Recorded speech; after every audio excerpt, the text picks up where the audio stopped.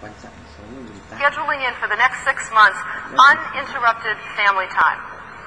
And I would tell my staff, you can do this by the way, I'd tell my staff, this time is sacred and you cannot interrupt me except for emergencies. And by the way, we're not having any more emergencies.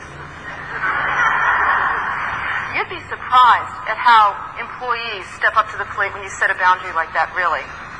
Now, in the case where you're working for somebody, a lot of people will say to me, oh, but you don't understand, there's no way I can come in at 9 and leave at 5. That's not the culture here. The culture here says you must come in at 7 and you must leave at 10. I understand that. That's a very real concern. The very first thing I say to that is this.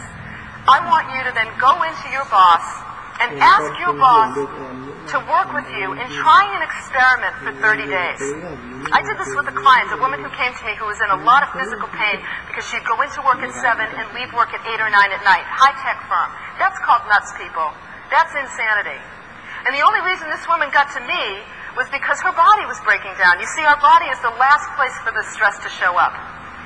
And when I said to her, we need to put boundaries around the hours that you work, she said, there's no way that's going to happen in my company. I said, okay, here's the deal.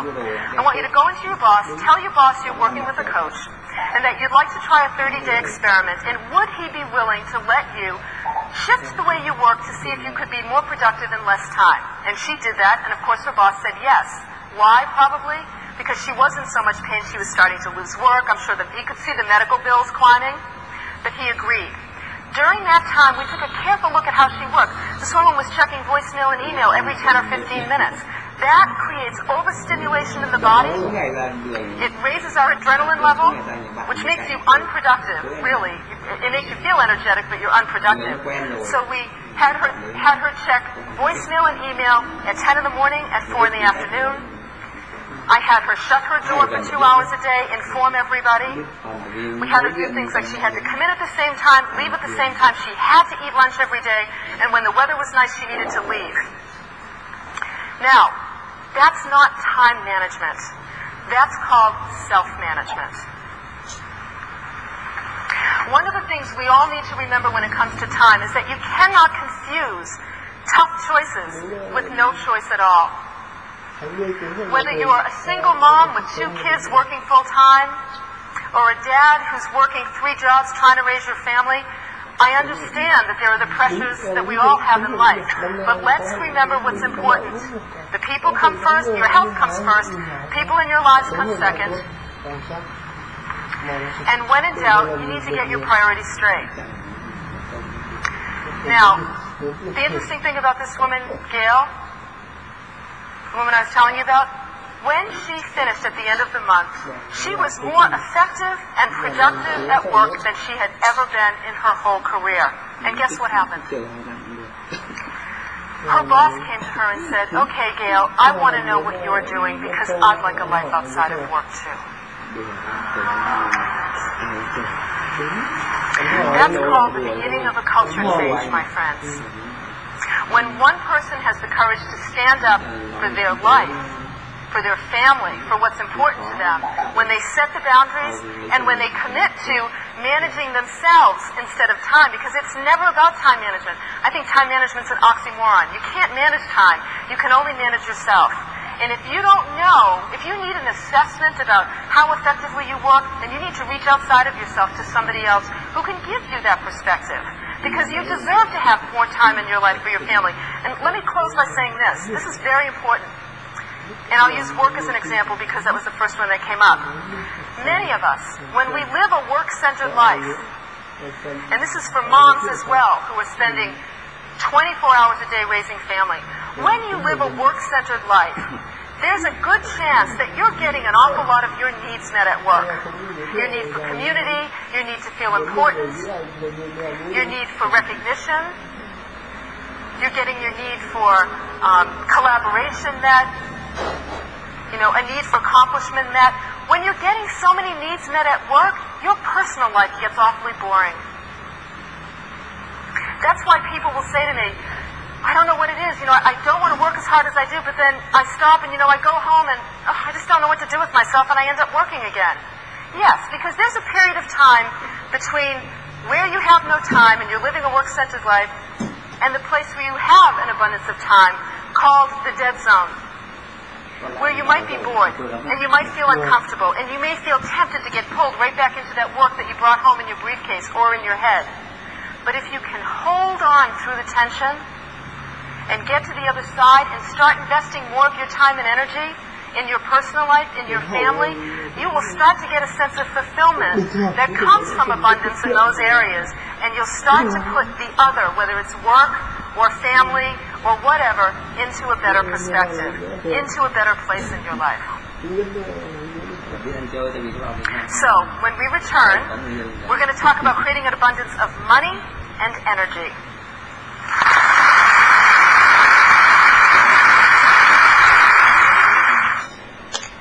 All right, so the next thing we're going to talk about is one of my favorite topics, and that's money. I've been working with people's money for the last 15, 20 years, and learned a lot about what gets in people's way. And I have a very simple solution about how to create more financial abundance in your life, so pay attention. Let's work with a volunteer, somebody who feels like they can't create enough money. Yes, create an abundance of money. Let's do it. Hi, yes, please stand up. What's your first name? Marie. Marie. Hi, Marie. So go ahead, just give me one line. Where do you feel blocked around creating more abundance? Well, I'm a single mother with 2 young children, and I've been running my own business for 10 years, which I'm changing to a whole new business. And I just get panicked that I can't get it done fast enough. I don't have enough money coming in at all these days, and I just get really, really scared. Okay. And my worst fear of getting divorced is I was going to be a poor divorcee. Yes. Yes. How long ago did you get divorced? 4 years this summer. Have you been a poor divorcee since then? No. Okay, good. Did you hear yourself? Okay, good. Yeah, because usually whenever we get scared, our fear says things to us that just aren't true, right? Okay. So the very first thing I want to say to you is this, and I want to say this to everybody. This is very important. We have got to have compassion with ourselves around money. This is like one of the areas where everybody beats themselves up, and it's a place where so much fear comes up, right? Yeah, keep breathing. Just keep breathing. So, say a little bit more about the fear. I just get scared that there's just not going to be enough at some point. Okay, just breathe for a second. Okay, this is good, because when you start to cry, it means the truth is coming up. It's going to be okay, all right? I just want you to breathe for a second. Close your eyes for a second. Okay, just breathe. Just breathe, because we're going to just get this handled once and for all. Wouldn't that be nice? Yeah, okay. All right. So when you close your eyes for a second, and just notice, I'm going to ask you, what's the fear really about? And just notice the first thing that comes to mind. That I can't take care of myself. Yeah, okay, good. All right. So, I think it's really hard for single moms. It really is. Because mixed in with the fear about can I support myself financially is really the pain of feeling like you have to do it all alone. And for a lot of moms, by the way, whether they're single or not, a lot of moms feel like they have to do it all on their own.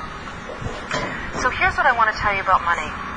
And you're already halfway there, so you're going to be lucky. I can tell you're already halfway there. And I want you all to write this down. This is very important.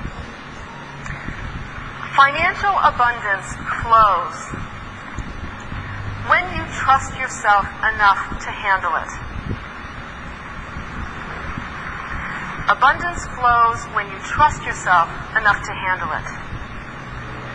So what that means is, as we take the steps, the responsible steps of paying the bills on time, as we balance our checkbook, or pay somebody else to do that, because a lot of people don't balance their checkbook. I remember from my old tax days when I used to be a tax consultant, 80% of the people I spoke to never balanced their checkbook. When we create a debt elimination plan and we get to work on that, what we're doing is sending a message to what I call our wise self. That's the part of us that always has our best interest at heart. We send a message that says, you know what? I'd probably be a pretty good steward for more. So when you start to act responsibly with money, actually, let me say it this way. I can always find in anyone I deal with the one thing they need to be doing around their money that will open the door to more. And that's usually, what's the one thing you know you need to do to handle your money better that you keep putting off? Just answer that question, everyone, for yourself. Sometimes when we're starting our own business and we have other financial responsibilities, the way to become a good steward for more means we might need to get a temporary job to support us while the next business is growing.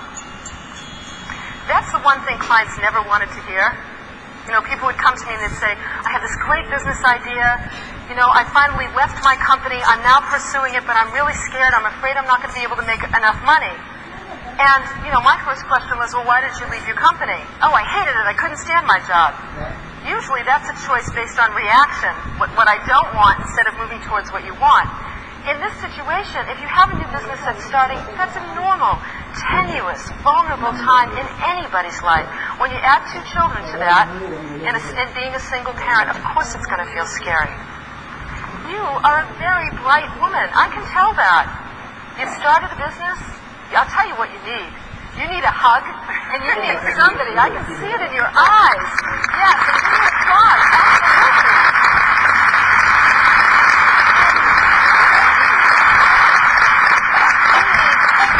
You need support in your life.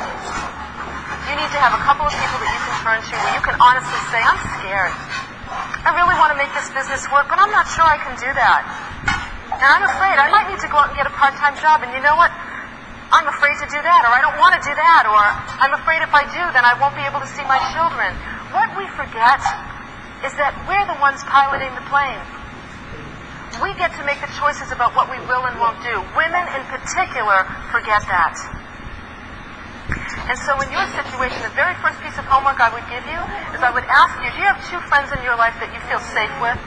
Would you be willing to have an honest conversation with them about the financial fear that you feel, as well as explore the option of maybe getting some part-time work? Okay? When are you going to call them? Oh, wow, they're with me. We're on the way home. Sorry. Okay, one of them's with you? Yeah. Can you raise your hand just so I can see you? Okay, great. Would you make sure you have this conversation? Yes. Good. She wrote it down. Yeah. Okay, good. All right, great. Thank you very much. Let's give her a hand, huh?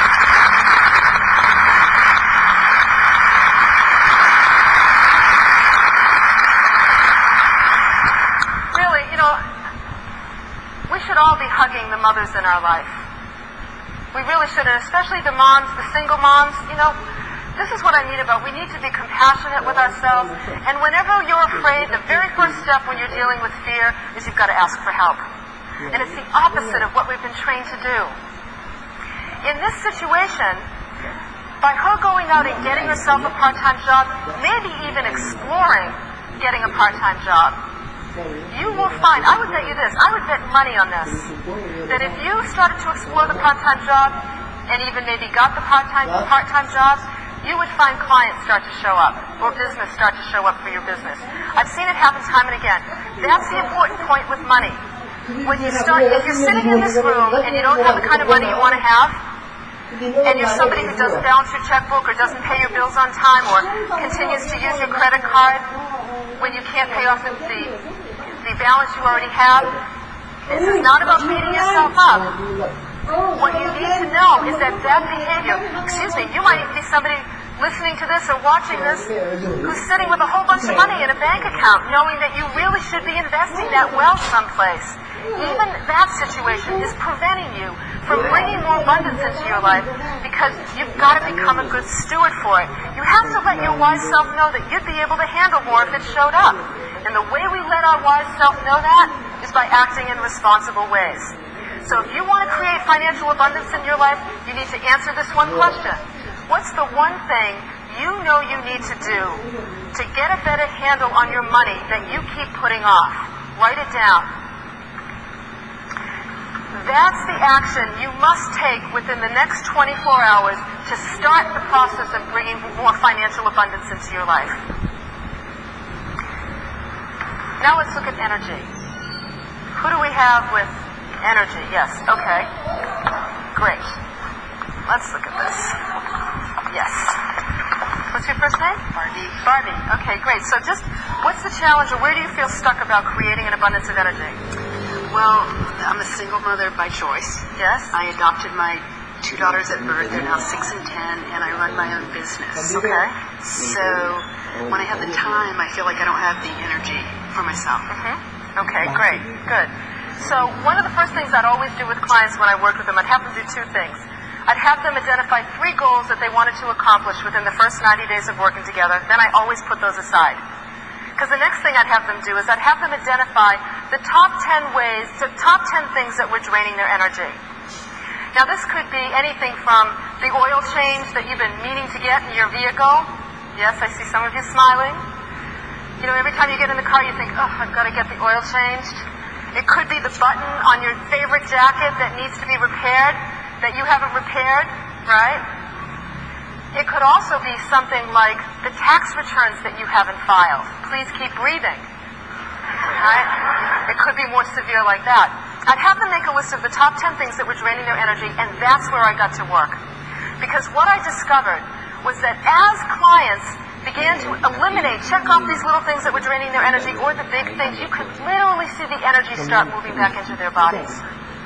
Because these things, like the oil change, the button, the taxes, if you could think of it this way, it's as if there are cords of energy that run from you to everything that's undone or incomplete in your life. Feel it? If your office looks like a bomb went off in it, it does, yes. It is sucking energy from you right now just because I brought it up. I won't bring it up again. The oil change, you get in the car, you think, oh, I really got to vacuum this thing out. It's like there's energy just leaving your body out of that cord. You know what I'm talking about, right? So the object of the game is to restore energy. Now what most people used to say to me is, oh, well, I just need to get up an hour earlier and exercise. Yeah, that's called setting yourself up for success. I don't think so. Remember what I said earlier. A high-quality life has much more to do with what you remove from your life than what you add to it. So, if you can, tell me 3 things that are draining your energy. The birthday presents I haven't sent my nieces. Đi qua đấy em vui vẻ với Cleaning out the car. Okay. All right, good. I mean, how many people have boxes and boxes?